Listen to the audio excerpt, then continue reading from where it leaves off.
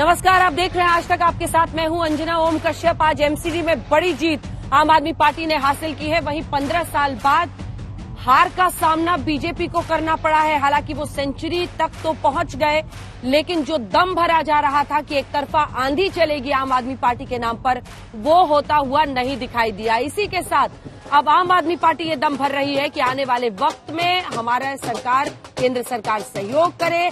हम दिल्ली की सफाई पर जोर देंगे। जिन्होंने वोट दिया उन्हें भी शुक्रिया, जिन्होंने नहीं दिया उन्हें भी धन्यवाद, अरविंद केजरीवाल कह रहे हैं। लेकिन आज हम बैठे हैं हल्ला बोल में एक एक सांसद का रिपोर्ट कार्ड लेके, बीजेपी के एक एक सांसद का रिपोर्ट कार्ड लेके कि आखिर उनके क्षेत्रों में हर वार्ड की हालत क्या रही, कौन सा सांसद बीजेपी का पूरी तरह से विफल रहा, कौन ठीक से कर पाया। इसी के साथ आम आदमी पार्टी पर भी ये चर्चा होगी कि क्या पिछले विधानसभा चुनाव से वोटों में अगर गिरावट आ रही है, क्या अगर मुस्लिम कैंडिडेट्स कांग्रेस पार्टी के साथ जीत रहे हैं तो ये बड़ा संकेत है कि जो मुस्लिम वोटर पहले से आम आदमी पार्टी मानकर चलती थी कि उनको वोट करेगी, वो अब नहीं कर रही है। इन तमाम मुद्दों पर करेंगे चर्चा। हमारे साथ संजय गुप्ता जी जुड़ गए हैं, जो कि प्रदीप गुप्ता, माफ कीजिएगा। संजय कुमार जी रोज रहते हैं इसलिए मुंह पर उनका नाम चढ़ा हुआ है, लेकिन बीते दिन से प्रदीप गुप्ता जी का नाम सभी के मुंह पर चढ़ा हुआ है, क्योंकि आपके एग्जिट पोल को कितने मार्क्स देने हैं ये भी हम चर्चा करेंगे। जो एग्जिट पोल आपने दिखाया था बीते दिन और आज जो आया है। विनोद अग्निहोत्री जी हमारे साथ जुड़ गए हैं। प्रदीप गुप्ता जी खुद ही अपने एग्जिट पोल को मार्क्स देने के लिए तैयार हैं। लेकिन इससे पहले कि हम उनके साथ चर्चा करें, हमारे साथ कई खास मेहमान भी जुड़ रहे हैं। राघव चड्ढा जी, आलोक शर्मा जी हमारे साथ कांग्रेस पार्टी के जुड़ गए हैं। राघव चड्ढा जी आम आदमी पार्टी के सांसद कुछ देर में हमारे साथ जुड़ेंगे, लेकिन इससे पहले कि हम आगे बढ़े, ये रिपोर्ट।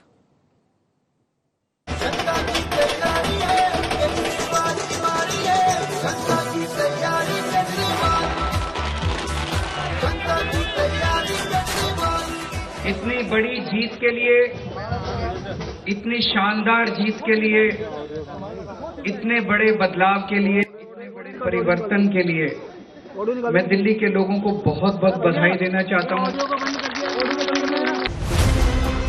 एमसीडी की 250 में से 134 सीटों पर आम आदमी पार्टी ने कब्जा कर लिया।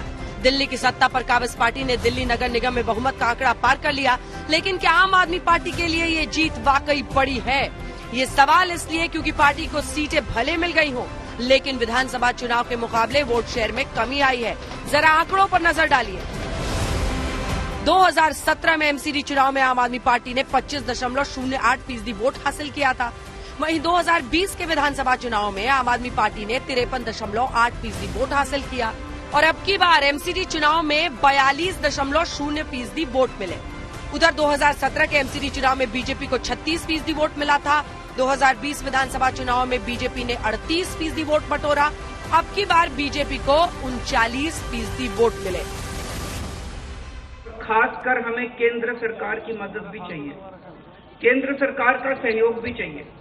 हम आज इस मंच के जरिए से मैं केंद्र सरकार से भी और खासकर प्रधानमंत्री जी से भी दिल्ली को ठीक करने के लिए आशीर्वाद चाहता हूं कि उनका भी, प्रधानमंत्री जी का भी और केंद्र सरकार का भी आशीर्वाद हमें चाहिए। हमने मुद्दों के आधार पर चुनाव लड़ा है और आम आदमी पार्टी के झूठ और भ्रष्टाचार की पोल खोली है और आम आदमी पार्टी की झूठ और भ्रष्टाचार एक्सपोज भी हुआ है। उनके कई झूठे दावे आज झूठ साबित हुए।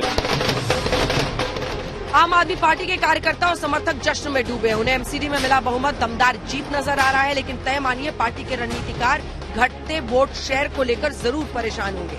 उनकी परेशानी की एक बड़ी वजह ये भी है कि शायद दिल्ली के लोगों ने आम आदमी पार्टी के खिलाफ लग रहे भ्रष्टाचार के आरोपों पर भरोसा किया, तभी मनीष सिसोदिया और सत्येंद्र जैन के इलाके में जोर का झटका लगा है।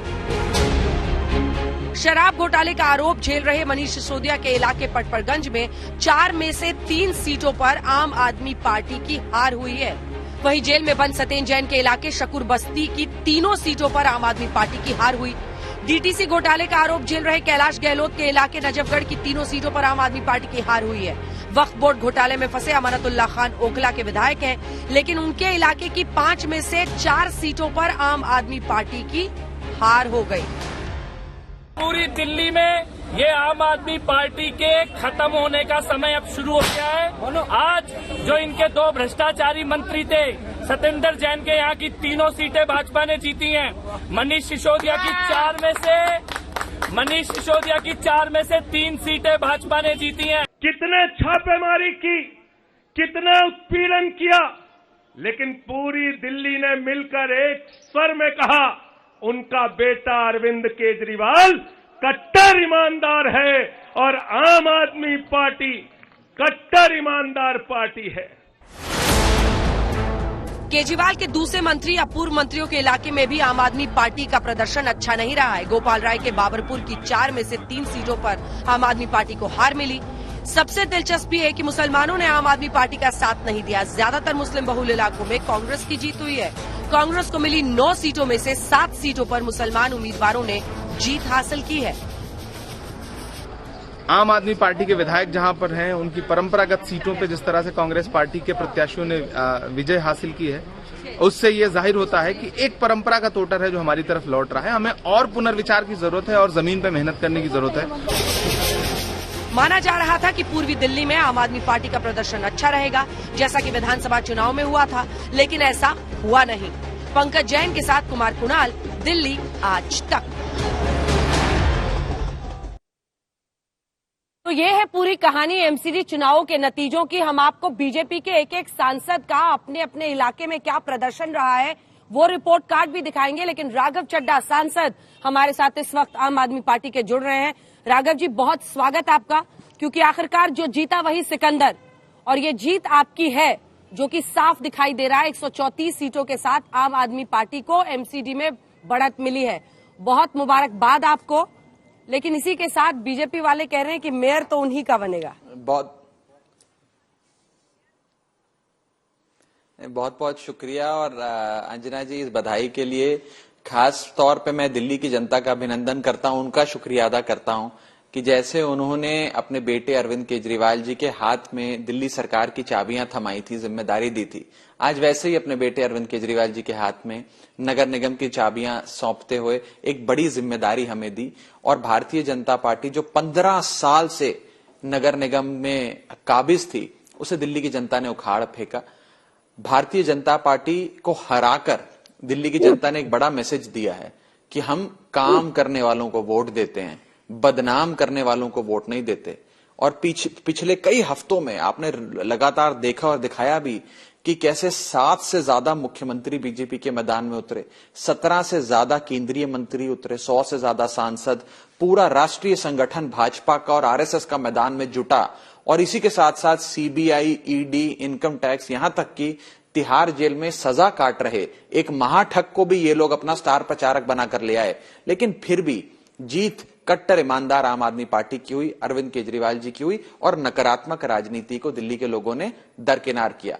आपका बड़ा सवाल मेयर का, जिसका बीजेपी लगातार सवाल पूछ रही है, मैं आपसे पूछना चाहूंगा कि क्या हमें यह सवाल बीजेपी से नहीं पूछना चाहिए कि जब बहुमत आम आदमी पार्टी के पास, बहुमत के आंकड़े से आम आदमी पार्टी ज्यादा, लोगों ने आम आदमी पार्टी को सरकार में लाने के लिए वोट दिया, तो क्या अब ये लोगों के विरुद्ध जाकर ऑपरेशन लोटस जैसी खरीद फरोख्त की राजनीति करेंगे? और उससे भी बड़ी बात, आम आदमी पार्टी जिसे दिल्ली की जनता का आशीर्वाद प्राप्त है, परमात्मा का आशीर्वाद प्राप्त है, जिसे दिल्ली के लोगों ने इस बार चुना है, मेयर तो उसी का बनेगा। ये मैं एक छोटा सा पैगाम और एक छोटा सा सवाल बीजेपी के लिए देना चाहता हूं। परमात्मा का और जनता का आशीर्वाद पटपड़गंज में कहां चला गया सर, जहां पर 4 में से 3 सीटें मनीष सिसोदिया के इलाके में बीजेपी ले गई। सत्येंद्र जैन के इलाके में शकुर बस्ती में 3 सीटों पर आम आदमी पार्टी की हार हो गई है। कैलाश गहलोत जो डीटीसी घोटाले में जिन पर आरोप है, नजफगढ़ की 3 सीटें आम आदमी पार्टी हार गई। वक्फ बोर्ड घोटाले में फंसे अमानतुल्लाह खान की जहां से विधायक है, वहां से इलाके की 5 में से 4 सीटें बीजेपी को चली गई। तो फिर ये तो एक संदेश है ना सर कि जो भ्रष्टाचार के आरोप लग रहे थे वो कहीं ना कहीं चिपक गए इन लोगों पर इंडिविजुअली। अच्छा, आम आदमी पार्टी को बहुमत मिली, तमाम दिल्ली की जनता ने आम आदमी पार्टी को बहुमत के आंकड़े के पार किया, सरकार आम आदमी पार्टी की बनने जा रही है, तो इससे तो यही समझा जाएगा कि आम आदमी पार्टी को कट्टर ईमानदार पार्टी मानकर एक कट्टर बेईमान भाजपा को लोगों ने हरा दिया। और जहां तक आप विधानसभा स्तर पे उतरकर एक विश्लेषण करने का प्रयास कर रहे हैं। मैं आपको बता दूं, आदेश गुप्ता की विधानसभा का उदाहरण ले लीजिए। आदेश गुप्ता जी जिस विधानसभा से आते हैं, जिस विधानसभा में जमीन स्तर की राजनीति करते हैं, वो भाजपा के प्रदेश अध्यक्ष हैं। उस विधानसभा में बीजेपी सारे वार्ड हार गई। बीजेपी के सांसदों की रिपोर्ट कार्ड देखिए, इनके कितने वार्ड हार गए। तो एक विधानसभा स्तर पे उतर के ये विश्लेषण करना बिल्कुल भी उचित नहीं है। ये सीधी लड़ाई एक राज्य के स्तर पे भाजपा बनाम आम आदमी पार्टी थी। और एक चीज का खास ध्यान रखिए अंजना जी, पहली बार आम आदमी पार्टी का मुकाबला सत्तारूढ़ बीजेपी से हुआ। अक्सर एक धारणा बनाई जाती है कि आम आदमी पार्टी वही चुनाव जीतती है जिसमें मुकाबला कांग्रेस से हो। जैसे दिल्ली में लड़ाई कांग्रेस से थी, आम आदमी पार्टी ने सरकार बना ली। पंजाब में लड़ाई कांग्रेस से थी, आम आदमी पार्टी ने सरकार बना ली। लेकिन जब जब बीजेपी से मुकाबला होता है हम हार जाते हैं। एक धारणा बनाने की कोशिश की गई। दिल्ली में इस छोटे से चुनाव को राष्ट्रीय स्तर का हाई वोल्टेज चुनाव बीजेपी ने बनाया और 15 साल से सरकार में बीजेपी थी। सीधा मुकाबला आम आदमी पार्टी से था, लेकिन आम आदमी पार्टी ने बीजेपी को हराया। अरविंद केजरीवाल जी की विजयी हुई। ये जो दृश्य आपने दिल्ली की एक छोटे से नगर निगम के चुनाव में देखा, इसे आप राष्ट्रीय परिप्रेक्ष्य में भी देख सकते हैं। कुछ देश की राजनीति भी इसी प्रकार से भाजपा बनाम आम आदमी पार्टी, अरविंद केजरीवाल बनाम नरेंद्र मोदी बनती मुझे नजर आ रही है। और दिल्ली के लोगों ने साफ तौर पे बदनामी करने वाले लोगों को दरकिनार किया, काम करने वाले अरविंद केजरीवाल जी की पार्टी को इस बार आशीर्वाद दिया, मौका दिया। अगला सवाल आपसे, आपने कहा कि अब ये दो तरफा लड़ाई हो रही है और पिछली बार ही अपनी जीत के बाद से आप लोग बार बार कह रहे हैं मोदी वर्सेस केजरीवाल ये हो रहा है, ये नैरेटिव बिल्ड करने की आम आदमी पार्टी की कोशिश है। लेकिन देखिए सर, एक बात है जिस पर आपको ध्यान और नजर रखना चाहिए, क्योंकि एग्जिट पोल के अनुमान गुजरात में भी बता रहे हैं और दिल्ली में एमसीडी के नतीजों ने बता दिया है। कांग्रेस को मिली 9 सीटों में से 7 सीटों पर मुस्लिम उम्मीदवार उनके जीते हैं। जो मुस्लिम बहुल इलाके हैं वहां पर कांग्रेस पार्टी का प्रदर्शन अच्छा है। क्या जो आपने नोट पर गणेश जी और लक्ष्मी जी की तस्वीर की मांग की, उसकी वजह से मुस्लिम वोट बैंक आपसे छिटक गया है? क्योंकि आम आदमी पार्टी ये माने बैठी थी कि मुस्लिम मतदाता ये सोचता है कि जो बीजेपी को हराएगा हमें उसके साथ जाना है, लेकिन कई लोग, चाहे ओवैसी साहब हो, सबने कहा कि छोटे रिचार्ज है केजरीवाल जी। क्या मुस्लिम वोट बैंक आपसे छिटक रहा है? क्या इसको लेकर चिंता है आपकी पार्टी में? मैं आपको, आप मुझे 9 सीटों का हवाला देकर ये सवाल पूछ रही हैं। मैं आपको 90 सीटें दिल्ली की गिनवा सकता हूं जहां पर रिलीजियस माइनॉरिटी का खूब बेशुमार तादाद में वोट है। वो सारी सीटें आम आदमी पार्टी जीती। देखिए, ये इसे धर्म या जात के चश्मे से देखना बिल्कुल गलत होगा। जब अरविंद केजरीवाल जी मुफ्त बिजली देते हैं तो सबको देते हैं, मुफ्त पानी देते हैं, सबको देते हैं, अच्छी शिक्षा, अच्छा रोजगार, अच्छी स्वास्थ्य व्यवस्था देते हैं, सबको देते हैं। ये थोड़ी बहुत पार्टियां हैं जिनका जिक्र आपने किया, उनके लिए बड़ी सुविधाजनक राजनीति होती है कि हर नतीजे को धर्म के चश्मे से देखो। हम तो सबके लिए काम करते हैं, पूरी दिल्ली हमें वोट देती है। जब 70 में से 67 सीटें आई थी तब भी पूरी दिल्ली ने वोट दिया था। जब 70 में से 62 सीटें आई थी तब भी पूरी दिल्ली ने वोट दिया था। और आज भी जब बहुमत का आंकड़ा आम आदमी पार्टी ने पार किया है तो सबने वोट दिया। हर धर्म, हर जात, हर बरादरी, हर उम्र, हर इकोनॉमिक स्ट्राटा के शख्स ने आम आदमी पार्टी को वोट दिया। और एक चीज मैं और जोड़ना चाहूंगा, एक ये आपने भी अपने शुरुआती पैकेज में दिखाया अंजना जी कि आम आदमी पार्टी का वोट शेयर थोड़ा सा घट गया पिछले विधानसभा चुनाव के मुकाबले। मैं आपको बता दूं, हाँ, ये मैं पूछने वाली थी, इसी का एक छोटा सा जवाब मैं आपको बता देता हूं अंजना। 2020 विधानसभा चुनाव में बीजेपी ने 38% वोट बटोरा। अब की बार बीजेपी को 39 मिला है, उनका 1% बढ़ा है, आपका घटा है। ये क्या अंदर में पार्टी अंदर खाने आप लोगों के लिए चिंता की बात है, या इसको अलग अलग चुनाव देख रहे हैं आप? घटा है 10%। अब मैं आपको एक साधारण सा उदाहरण देता हूं, तय आप करिएगा कि इस चिंता की बात है कि नहीं है। मैं ये आप पे नतीजा छोड़ता हूं। होता क्या है कि कोई एक स्टूडेंट है, एक विद्यार्थी है, वो लगातार सारे एग्जाम्स में 90% से ऊपर मार्क्स लाता है। कभी 90, कभी 92, कभी 95% 100 में से अंक लाता है। फिर किसी एक मिड टर्म के एग्जाम में, किसी एक सब्जेक्ट में उसके 95 की जगह 85 नंबर आ जाते हैं या 80 नंबर आ जाते हैं। तो हम सोचते हैं कि ये शिष्य, तो ये विद्यार्थी हमेशा ही 90% से ऊपर लाता था, इस बार 80% नंबर लेकर पास हो गया, तो क्या ये अनफेवरेबल नतीजा है? क्या वो कहीं पीछे की ओर तो नहीं जा रहा? और हम इस बात को लेकर या तो मायूस हो सकते हैं या खुश हो सकते हैं कि डिस्टिंक्शन के साथ विद्यार्थी पास हुआ। मैं इसे इस डिस्टिंक्शन से पास हुए, बहुत बेहतरीन नंबर से पास हुए, अंकों से पास हुए विद्यार्थी के तौर पे इस नतीजे को देखता हूं। कभी 80% सीटें आती हैं, कभी 90 आती हैं, कभी 95% आती है। आंकड़े भिन्न भिन्न हो सकते हैं, लेकिन दिल्ली ने मैसेज तो यही दिया कि मेरा बेटा अरविंद केजरीवाल, अगर तुम उस पर कीचड़ उछालोगे, उसे गाली दोगे, तो हम कीचड़ की एक एक बूंद का बदला अपनी वोट की ताकत से लेंगे। ठीक है, एक सवाल प्रदीप जी का है, जल्दी से प्रदीप जी पूछ लीजिए, फिर अन्य मेहमानों को दिखाइएगा उनके पास। आखिरी सवाल। राघव जी, आपको बहुत बहुत बधाई हो। आम आदमी पार्टी अब तीसरे ऑफिस में सरकार है। पंजाब दिल्ली के बाद ये तीसरा ऑफिस कह लीजिए जिसके अंदर आपकी आम आदमी पार्टी की सरकार काबिज हुई है। मेरा एक छोटा सा सवाल है, जैसे आपने कहा, मैं बिल्कुल उससे तवज्जो रखता हूं कि आम आदमी पार्टी विकास की राजनीति करती है। आप सिर्फ मुझे इतना बता दीजिए, विकास की राजनीति के चलते लक्ष्मी और गणेश की फोटो नोट के ऊपर आना, बिल्किस बानो जो कन्विक्ट है उनके बारे में कुछ न कहना और यूनिफॉर्म सिविल कोड की बात करना, ये किस विकास की राजनीति है? थोड़ा सा बताएं और प्रकाश डालें। और एक और चीज आपको मैं बता दूं, दिल्ली का जो लोकसभा का क्षेत्र है 3, जिसके अंदर ईस्ट दिल्ली, चांदनी चौक और नॉर्थ ईस्ट दिल्ली, जहां पे कि 15% मुसलमान है, बाकी सभी लोकसभा सीटों के ऊपर 4 या 5% है। इन तीनों सीटों के ऊपर बीजेपी की सीटें जो है आपसे ज्यादा है। उसका सबसे बड़ा कारण है मुसलमान का जो वोट हमारे सर्वे में आम आदमी पार्टी को 50% मिल रहा था, वो एक्चुअल में 30 मिला और कांग्रेस को 50% मिला। ठीक है, थोड़ा बताएं आप इस बारे में। छोटा सा जवाब सर, छोटा सा जवाब।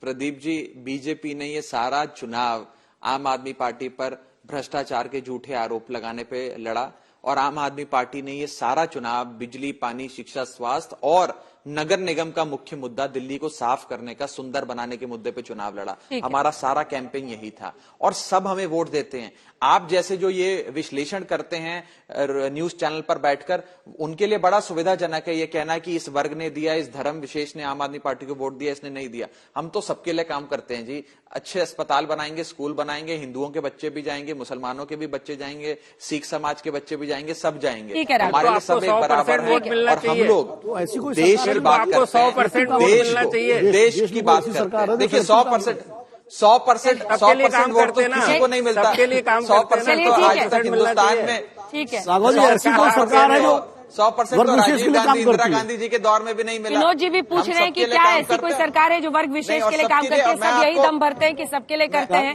वक्त हमें इतनी की इजाजत देता है। राघव जी, अरे राघव जी, आपको आश्वासन दे रहा हूं। गुस्सा हो रहे हैं। प्रदीप जी ने तो आपको इससे भी ज्यादा सीट दे दी है। सरकार हमारी बनी है अपने एग्जिट पोल में, इन्होंने इससे भी ज्यादा सीटें आपको दी थी। नहीं हो रहा, मैं तो चाह रहा था कि प्रदीप जी का एग्जिट पोल एमसीडी के मामले में सटीक हो जाए, उनका भी हल्का सा गड़बड़ा गया। मेरी अंदर से तो यही इच्छा थी कि वो ठीक हो जाए। लेकिन मैं बस इतना कहना चाहूंगा, प्रदीप भाई, जिसने हमें वोट दिया उसके लिए भी काम करेंगे, जिसने वोट नहीं दिया उसके लिए बल्कि ज्यादा काम करेंगे कि अगली बार वो भी हमें वोट दे। बहुत धन्यवाद आपका राघव चड्ढा हमारे साथ जुड़ने के लिए, सांसद आम आदमी पार्टी के राज्यसभा से, जिन्होंने न सिर्फ एमसीडी बल्कि गुजरात, पंजाब, हर जगह पर सक्रिय रहे हैं आम आदमी पार्टी को लेकर।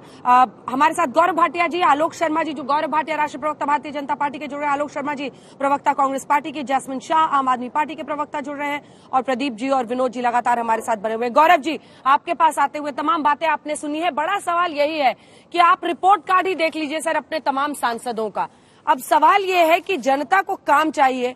अगर आपका रिपोर्ट कार्ड ही एक सांसद का ये बता रहा है, आप रमेश भितुड़ी से शुरू कीजिए सर।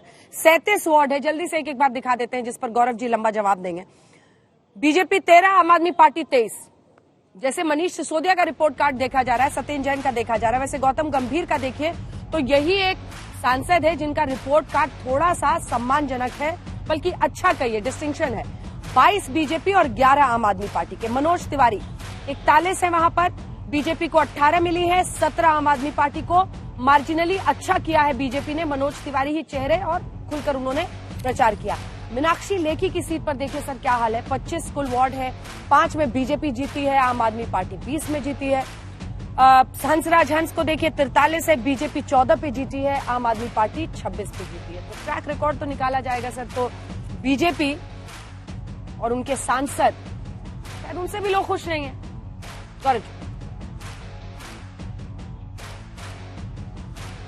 अंजना जी, सर्वप्रथम तो बड़ी विनम्रता से जनता ने जो जनादेश दिया है उसको स्वीकार करती है भारतीय जनता पार्टी और अरविंद केजरीवाल जी को और आम आदमी पार्टी को बधाई देती है। और एक बात जरूर कहेंगे, जो जीता वही सिकंदर, लेकिन साथ में जो मेहनत करके ईमानदारी से और विचारधारा के साथ समझौता नहीं करता है वो भविष्य का सिकंदर होता है और भारतीय जनता पार्टी वही करेगी। मैं एक चीज आपके चैनल पे देख रहा था, पिछले कुछ घंटे से दिखाई जा रही थी, बार बार ये कहा जा रहा था कि बीजेपी का ये स्टैंड है कि मेयर तो हमारा ही होगा, और फिर कुछ बाइट चलाई गई जो हमारे साथी बंधु हैं। अंजना जी, मैं एक बात पूछना चाहूंगा, जब 250 सीटों के परिणाम आए उसके बाद किस भारतीय जनता पार्टी के नेता ने कहा है कि मेयर तो हमारा ही होगा, मेयर तो उसका होगा जिसका बहुमत होगा? तो आज तक ने जब क्लिप्स दिखाए तो वो उस समय की बात है जब रुझान आ रहे थे और परिणाम नहीं आ रहे थे। तो किसी का वक्तव्य और उसका जो संदर्भ है वो बदल जाता है अगर उसे इस तरह दिखाया जाए। अधिकृत प्रवक्ता होने के नाते बड़ी जिम्मेदारी से मैं कहता हूं, ईवीएम पे ठीकरा नहीं फोड़ेंगे, मीडिया को गलत नहीं बताएंगे। जनता ने ये सुनिश्चित किया है कि अगर आम आदमी पार्टी के हाथ में चाबी दी है तो जो कट्टर बेईमान अरविंद केजरीवाल हैं वो जनता की तिजोरी से रुपया निकाल के अपनी तिजोरी में न रखे। ये एक मजबूत विपक्ष भारतीय जनता पार्टी की जिम्मेदारी है और हम उसे निभाएंगे। तीसरी बात आपने जो कही, देखिए जो मुद्दे थे हमारे वो आज भी हैं। भ्रष्टाचार का मुद्दा हमने बोला किस तरह से एक मंत्री 6 महीने से जेल में है, हुआ क्या? वो सत्येंद्र जैन की जो विधानसभा क्षेत्र है 3 सीटें लगती हैं, तीनों हार गए। दूसरे मंत्री उप मुख्यमंत्री मनीष सिसोदिया एक्यूज नंबर 1 है आबकारी घोटाले में, 4 सीटें इनकी थी, उसमें से 3 हार गए। कैलाश गहलोत, इनके खिलाफ डीटीसी लो फ्लोर बसेस का घोटाला हमने उजागर किया, इनके क्षेत्र में 4 सीटें हैं, 3 हार गए। चौथे मंत्री गोपाल राय, भ्रष्टाचार का हमने बताया किस तरह से ये भी इनका नाम आ रहा है, 4 सीटें 3 हार गए। तो मुद्दा भ्रष्टाचार का क्या खत्म हो गया? नहीं, वो आज भी है। आप अभी बात कर रहे थे कि झाड़ू चल गया, मुझे तो वो तस्वीर याद आती है जहां स्वास्तिक का चिन्ह जो हम सबके लिए बहुत ही मर्यादापूर्ण है, उसको अरविंद केजरीवाल झाड़ू दिखा रहे थे कि स्वास्तिक दौड़ रहा है, पीछे झाड़ू है। क्या वो मुद्दा खत्म हो गया? नहीं खत्म हुआ। और मैं सुन रहा था यहां आपके प्रवक्ता आ रखे थे, उन्होंने कहा विद्यार्थी की बात करी, तो मैं भी एक बात कहूंगा। देखिए, विद्यार्थी लीग मैच हुआ, आप जीते, लेकिन हमने भी कांटे की टक्कर दी, इससे कोई इंकार नहीं कर सकता। आज तक का सर्वे 69 सीटें दिखा रहा था और हमारी सीटें आई 104। ये आप भी मानेंगे कि 15 साल जनता की सेवा करने के बावजूद हमारा प्रदर्शन बहुत बेहतर रहा। लेकिन सेमीफाइनल का रिजल्ट कल आएगा। अब बताइए अंजना जी, क्या ये पूछा नहीं जाएगा कि अरविंद केजरीवाल ने आपके चैनल को लिख कर दिया था कि उनकी 230 सीटें आएंगी और भाजपा की 20 से कम आएंगी और गुजरात में 92 से ज्यादा आएंगी। अब कल जब सेमीफाइनल के रिजल्ट्स आएंगे गुजरात और हिमाचल में, तब भी बात होगी। और जो फाइनल हुआ था 2014 और 2019 का, तो 2 अंडे मिले थे दिल्ली में, ये मत भूलिएगा। और बड़ी विनम्रता से कह रहा हूं ये बात। प्रदीप जी चुपचाप आपकी तमाम खरी खोटी बातें सुन रहे हैं, क्योंकि बीजेपी को लेकर जो प्रिडिक्शन था वो थोड़ा ऑफ हो गया। प्रदीप जी नहीं, सेंचुरी पार वो चले गए 104। भाटिया जी ने आधी बात सही कही, आधी नहीं कही। 69 से 91 सीटें, यानी रेंज होती है एक, और 250 सीटों के वार्ड एमसीडी में, बिल्कुल, तो 91 की जगह 104 सीटें। 85 एवरेज आपने दिया था, 85 एवरेज दिया था। 91 से 104 सीटें आई, 13 सीटें ज्यादा आई है बीजेपी की और 14 सीटें कम आई है आपका रेंज।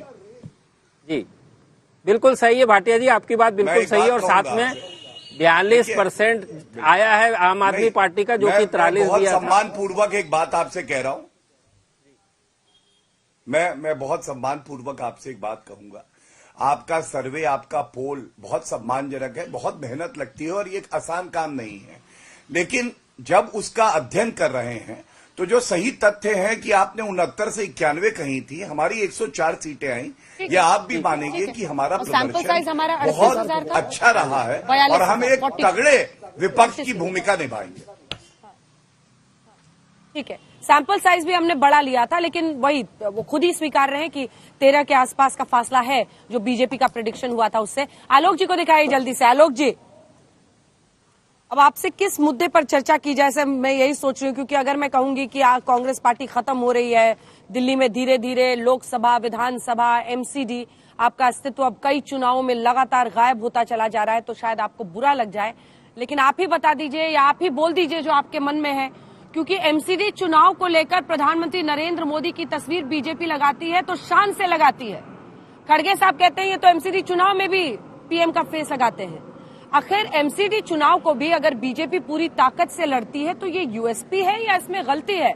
एमसीडी चुनाव में सबको पीछे हट जाना चाहिए क्योंकि छोटा चुनाव है। अंजना जी, सबसे पहले तो जो भी आज पार्षद जीते हैं उनको बहुत बहुत बधाई, हमारी शुभकामनाएं। और जो भी मैंडेट आया है, आज भी जितने भी हमारे 9 पार्षद जीत कर आए हैं और तमाम ऐसे रहे हैं जो दूसरे और तीसरे नंबर पर भी रहे हैं, उन्होंने कड़ी मेहनत की, उनको भी धन्यवाद। हमारे वोटर्स दिल्ली के जिन्होंने चिंतन और मनन के साथ वोट डाला, उनको भी धन्यवाद। हम केवल ये कहना चाहते हैं कि दिल्ली कैसे अच्छी हो, इस पर अब कैसे विचार किया जाए, क्योंकि पिछले 15 वर्षों से बीजेपी और बीजेपी का भ्रष्टाचार यहां पर जिंदा था, इसमें कहीं कोई दो राय नहीं है। लेकिन केजरीवाल जी जो कह रहे हैं कि मैं सफल हो गया, अगर केजरीवाल जी सफल हो गए हैं पूरी तरह से और बहुत अच्छा काम किया है, एक पार्टी बीजेपी को जनता ने नकार दिया है, और अगर केजरीवाल कह रहे हैं कि मैंने बहुत अच्छा काम किया है, तो बीजेपी की 104 सीट नहीं आनी चाहिए। तो आज तीनों ही पार्टियों को सोचना पड़ेगा, क्योंकि जिन लोगों ने पेरिस बनाने का वायदा किया था, दिल्ली मोस्ट पॉल्यूटेड सिटी हो गई है। दिल्ली के अंदर किस तरह का प्रदूषण बढ़ा है, यमुना जी की क्या हालत है, कितने सीवरेज ट्रीटमेंट प्लांट लगे हैं, एमसीडी में कितनी भर्तियां हुई हैं, एमसीडी में एडवर्टीजमेंट के कितने घोटाले हैं, ये सब चीजें सामने आनी चाहिए।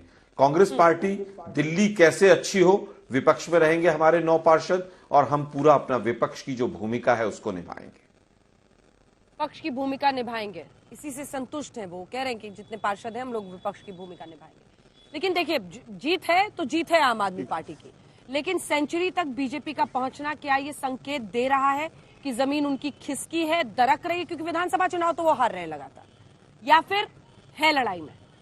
देखिए जिस तरह एमसीडी का चुनाव बीजेपी ने लड़ा है और बड़े नेक टू नेक फाइट हुई है, हम लोग दोपहर 2 बजे तक देख रहे थे, तो लगातार आगे पीछे आंकड़े होते रहे। तो जैसा कि हम लोग सोच रहे थे कि एकदम सफाया हो जाएगा, वो बिल्कुल नहीं हुआ। और जिस वोट परसेंटेज में भी बीजेपी का जो है 38%, 39% वोट बढ़ा है, वो हो गया है, मतलब यानी पिछले से वोट बढ़ा है। तो कुल मिलाकर के बीजेपी की जमीन तो नहीं खिसकी है, उसका जो कमिटेड वोट है वो उसके साथ है। हाँ, कुछ वोट जो है वो आम आदमी पार्टी की तरफ गया।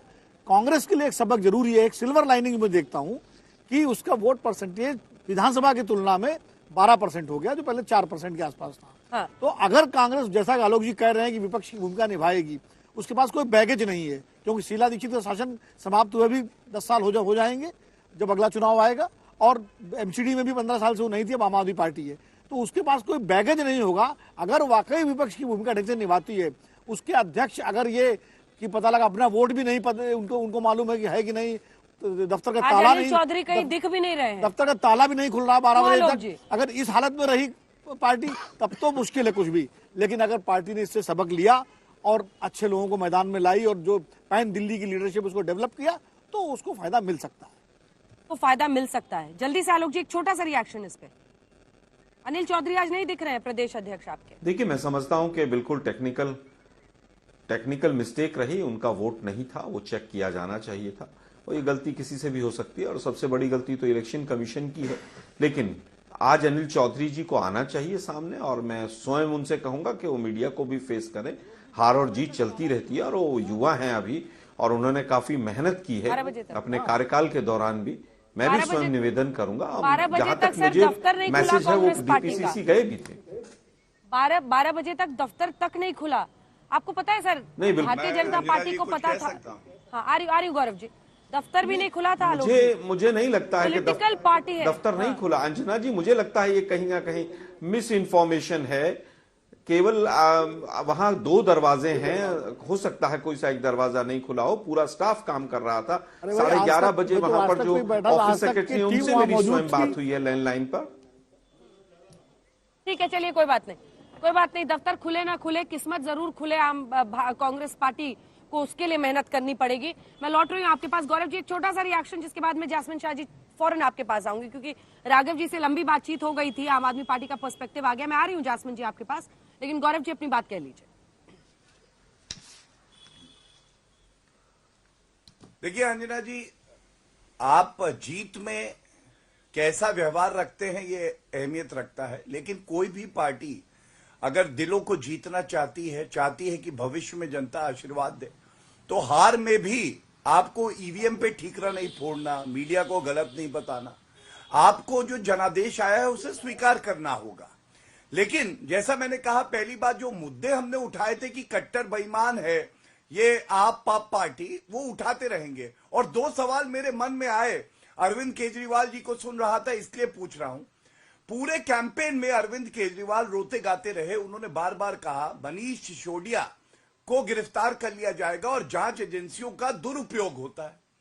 अब अंजना जी, कोर्ट ने तो जो कहना था कह दिया सतिंदर जैन के केस में, लेकिन अरेस्ट तो मनीष सिसोदिया हुए नहीं, तो दुरुपयोग तो दिखा नहीं। इसका मतलब अरविंद केजरीवाल जो आरोप लगाते हैं वो चुनावी मुद्दा होता है, वो अनर्गल होते हैं और माफी मांगनी चाहिए। दूसरा, जैसा मैंने कहा, उनकी जीत को मैं कम नहीं आंकता हूं। जनादेश आया है, चाबी उनको मिली है, वो जनता की तिजोरी लूटे ना, ये उम्मीद जरूर रखता हूं। लेकिन ये पूछा जाएगा, आप भाजपा को कह रहे थे कि 20 सीटों से कम आएंगी, 104 आई हैं, तो ये मेरा दूसरा प्रश्न है कि अरविंद केजरीवाल इस पे क्या कहेंगे। गुजरात में 92 बता रहे थे, क्या 2 सीटें आ जाएंगी गुजरात में? ठीक है, चलिए इस पर भी आपका रिएक्शन। 230 जो वो आम आदमी पार्टी को अरविंद केजरीवाल दे रहे थे और 20 बीजेपी को, क्या इस तरह की भविष्यवाणियों से बचना चाहिए? भविष्य में पंजाब में सही साबित हुआ, लेकिन ज्यादातर जगहों पर मामला पलट रहा है। लेकिन इसी में मैं जैस्मिन साहब एक सवाल जोड़ रही हूँ। बल्ली मारान, हम मुस्लिम बहुल सीटों की बात कर रहे हैं। देखिए, इस पर पहले जब मैंने राघव जी से भी पूछा, उन्होंने चटक दिया कि हम सबके लिए काम करते हैं, बीजेपी भी कहती है सबके लिए काम करते हैं। बल्ली मारान 2 सीटें मिली है 3 में से, लेकिन मुस्तफाबाद मुस्लिम बहुल सीटें हैं यहाँ पर 0 आउट ऑफ 5 आम आदमी पार्टी। सीलमपुर मुस्लिम बहुल सीटों पर 0 out of 4। Okhla 1 out of 5। हालांकि मटिया महल और चांदनी चौक में मुस्लिम बहुल सीटों पर आपकी परफॉर्मेंस ठीक रही है। और कांग्रेस का इन सीटों पर अच्छा करना, क्या ये खतरे की घंटी नहीं है कि आप जो हिंदुत्व कार्ड बीच बीच में खेलते हैं कि हम बिल्किस बानो का नाम गुजरात में नहीं लेंगे, हम रुपए पर गणेश जी लक्ष्मी जी की फोटो की बात करेंगे, वो उल्टा पड़ रहा है? दोनों पर आपका जवाब। बिल्कुल नहीं अंजना जी, मेरे ख्याल से आपने चंद मुस्लिम बहु जहां मेजोरिटी सीट से उनका नाम गिनाया, लेकिन आपने मटिया महल का भी नाम गिनाया। वहां पे 3 सीटें, तीनों की 3 आम आदमी पार्टी जीती है। कुल ऐसी 80 से 90 वार्ड्स हैं जहां पे अल्पसंख्यक की पॉपुलेशन ज्यादा है, और उसमें अगर आप देखेंगे तो मेजोरिटी आम आदमी पार्टी जीती है। वैसे ही किसी और धर्म या जाति को भी अगर आप देखेंगे तो मेजोरिटी, देखिए ये जो 134 का नंबर है, ये एक बड़ा नंबर है, क्लीन मेजोरिटी है, जिसे कहते हैं कि 30 वार्ड्स का अंतर है हमारे और नेक्स्ट पार्टी बीजेपी के बीच में। मतलब दिल्ली के तमाम वर्गों ने आज हमें सपोर्ट किया है। पिछले एमसीडी चुनाव की अगर तुलना करें तो 80 वार्ड्स बीजेपी के कम हुए और हमारे 80 से 90 वार्ड्स बढ़े हैं। इसका मतलब साफ है, ये चुनाव केवल एक किसी मंत्री या किसी एमएलए का नहीं था, ये चुनाव मोदी वर्सेस केजरीवाल बीजेपी ने बनाया था। शुरुआत से इन्होंने केजरीवाल जी को गालियां दी, उनकी करप्शन के चार्जेस डाले, उनके मंत्रियों पर डाले, लेकिन अरविंद जी के ऊपर भी डाले। साथ साथ मुख्यमंत्री, पहली बार, मुझे याद नहीं है पिछले 20 साल में दिल्ली के एमसीडी चुनाव में कभी भी 7 सिटिंग चीफ मिनिस्टर्स आए हों, 17 केंद्र के मंत्री आए हों। तो इतनी जो ताकत आपने झोंकी है, आपने तो यही कहा कि मोदी जी का काम पसंद आया तो उनको वोट दीजिए, नहीं तो फिर आप अरविंद केजरीवाल को वोट दीजिए। तो ये मैसेज आज साफ है, दिल्ली वालों ने डिसाइड किया है कि अरविंद केजरीवाल की काम की राजनीति। एक काउंटर आर्ग्यूमेंट है जैस्मिन जी, एक काउंटर आर्ग्यूमेंट है। आपके भी तो मुख्यमंत्री, एक सेकंड, भगवंत मान साहब गुजरात में प्रचार कर रहे थे, आपके जितने मुख्यमंत्री आपने उतार दिए गुजरात में। तो और जिसके पास जो मंत्री है, राघव जी वहां पर थे, सांसद है यहाँ दिल्ली से, वो वहां पर थे राज्यसभा के। मुझे कोई उसमें आपत्ति नहीं है अंजना जी, मैं ये नहीं कह रहा हूँ कि मुझे आपत्ति है, मैं केवल ये कह रहा हूँ कि पूरी ताकत झोंकना इसका मतलब है कि ये कोई स्थानीय मुद्दों पे इन्होंने लड़ने की कोशिश नहीं करी थी, करप्शन के मुद्दे पे लड़ने की कोशिश नहीं करी थी, इन्होंने इसे मोदी वर्सेस केजरीवाल दे दिया। इसलिए इसका जो परिणाम है वो देश को संकेत देता है कि दिल्ली वालों ने फिर से अपने बेटे, अपने भाई अरविंद केजरीवाल पे विश्वास किया है। उनके 8 साल के काम के बाद ये उनको स्टैंप ऑफ अप्रूवल दिया है कि नहीं, हमें आपका मॉडल ऑफ डेवलपमेंट पसंद है, ना कि 15 साल का कुशासन और भ्रष्टाचार का मॉडल जो भाजपा ने दिल्ली वालों को दिया है। 3 कूड़े के पहाड़ दिए हैं जो आज गिनीज बुक ऑफ रिकॉर्ड्स में इनकी एंट्री होने वाली है। 15 साल में इन्होंने एक काम वहां पे नहीं किया और अब आके कह रहे हैं कि नहीं भ्रष्टाचार आपने किया। आपके भ्रष्टाचार का पिटारा तो दिल्ली वालों ने खोल दिया है देश के सामने।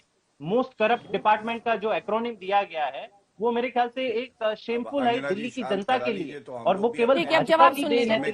गौरव जी जवाब दे रहे हैं, 3 मुद्दे आपने उठाए, तीनों पर वो जवाब दे रहे हैं। गौरव जी जवाब दीजिए।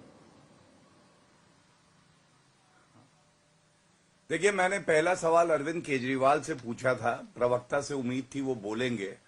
उन्होंने कहा था मनीष सिसोदिया को गिरफ्तार कर लिया जाएगा, जांच एजेंसियों का दुरुपयोग होता है। कोई उत्तर नहीं मिला। मैंने दूसरा मुद्दा उठाया, भ्रष्टाचारी मंत्री 6 मंत्री हैं अरविंद केजरीवाल को छोड़ के, 4 मंत्रियों में आप देखिए जो सीटें हैं वो हार गए अपने विधानसभा क्षेत्र में।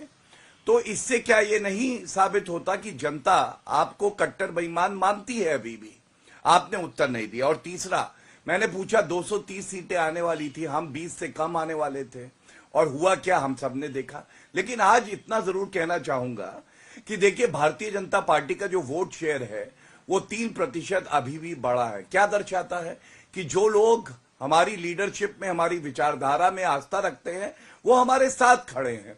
कांग्रेस पार्टी का जो जनाधार था वो खिसक गया है और कोई गुजरा हुआ वक्त नहीं है हम कि लौट के आ ना सकें। अभी आप देखिएगा कैसे आगे चल के अगर आम आदमी पार्टी, जो कि अराजक अय्याशी पार्टी है, जिसे पब्लिक भी कह रही है, हम लोग सबक सिखाते हैं। और कांग्रेस की भी एक बात कर लूं, ज्यादा समय नष्ट नहीं करूंगा, जगदीश टाइटलर को स्टार कैंपेनर बनाओगे, जो सिख और पंजाबी समाज है उसके जख्मों पे नमक छिड़कोगे, तो यही हश्र होगा। और 9% वोट बैंक इनका कम हुआ पिछले चुनाव से एमसीडी, और उससे पहले भी अंजना जी 9% कम हुआ था। आज आत्मचिंतन की आवश्यकता है कि एक नई पार्टी आती है और आपका जनाधार खिसक रहा है क्योंकि आपके पास नेतृत्व नहीं है। और ऑफिस का ताला ना खुलना, प्रदेश अध्यक्ष का खुद का नाम वोटर लिस्ट में ना होना, ये यही दर्शाता है कि जब इनको 2015 और 20 के विधानसभा चुनाव में 0 मिलता है तो सही मिलता है, जब इनको लोकसभा 2014 और 19 में दिल्ली में 0 मिलता है वो सही मिलता है।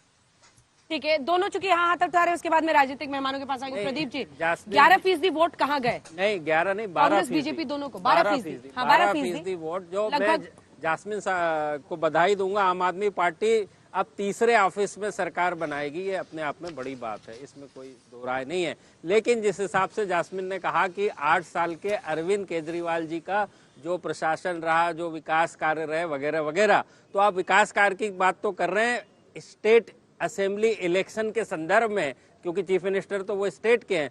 तो 54% से वोट यदि 42 आता है, आप समझ रहे हैं कितना बड़ा फॉल है वो? 12% का फॉल आप समझ रहे हैं 2 साल के अंदर, इसका क्या मतलब है?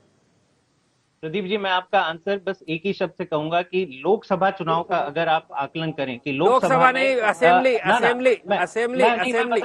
नहीं, वो लोकसभा की बात कर रहे हैं। रुक जाइए, सुन लीजिए उनके तर्क। मेरा उत्तर तो सुन लीजिए। अगर आपका यही लॉजिक कहेंगे फिर लोकसभा टू लोकसभा करिए। मोदी जी को बहुत बहुमत से जिताया था दिल्ली वालों ने 2019 में, 20 में देखो कहां पे गिरा दिया। तो मतलब मोदी जी का काम कुछ नहीं है, मतलब ये मेरे ख्याल से लॉजिक नहीं है। देखिए जो नहीं सर, आपने कहा 8 साल का शासन, 8 साल का केजरीवाल जी का शासन में उस पर जवाब दे रहे हैं। देखिए मुझे जवाब तो दीजिए, आपने सवाल पूछ लिया।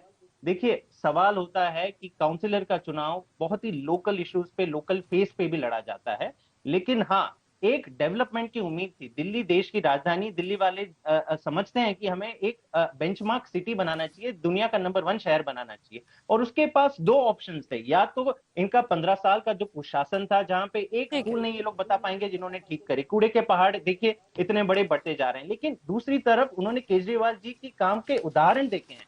मैं मानता हूं वो स्टेट गवर्नमेंट का काम है, लेकिन वहां पे उदाहरण देखा। उन्होंने कहा है कि केजरीवाल जी जो कहते हैं वो करते हैं, और यही भरोसा है, यही गारंटी का जो मॉडल है दिल्ली वालों को पसंद आया, और काम की राजनीति पे दिल्ली वालों ने आज मोहर दी।